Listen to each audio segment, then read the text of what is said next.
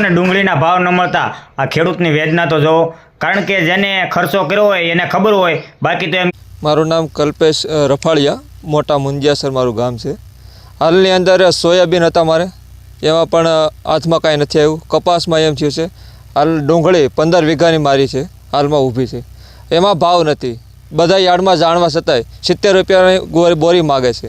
તો હાલમાં એવો નિર્ણય લઈને અને રોટાવેટર મારવાનો એક નિર્ણય લીધો છે અમે. હાલમાં રોટાવેટર પણ તમે જોઈ શકો છો ચાલુ છે. આ બાબતે તમે સરકારશ્રીમાં ક્યાંય રજૂઆત કરી? સરકાર દ્વારા અત્યારે 10,000 કરોડ જેવું વળતર આપવામાં આવશે, આ બાબતે શું કહેશો?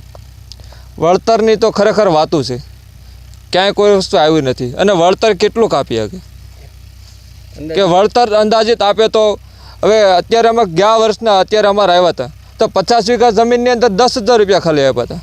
તો એ વળતર ખરેખર કહેવાય નહીં, એક લોલીપોપની વાત છે. હાલમાં તમારે કેટલો ખર્ચો થયો છે? એવરેજ ડુંગળીની અંદર અત્યારે મારે 15 વીઘામાં 2 લાખ રૂપિયા જેવો ખર્ચો મેં કરી દીધો છે.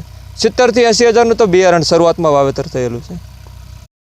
વિડીયો શેર કરજો જેથી કરીને ખબર પડે કે આ ગૃહિણીની બજેટ ખોરવાય છે કે ખેડૂતોના બજેટ ખોરવાય છે. જલ્દીથી શેર કરજો અને ફેસબુકમાં ફોલો કરજો. ધન્યવાદ. જય જવાન, જય કિસાન.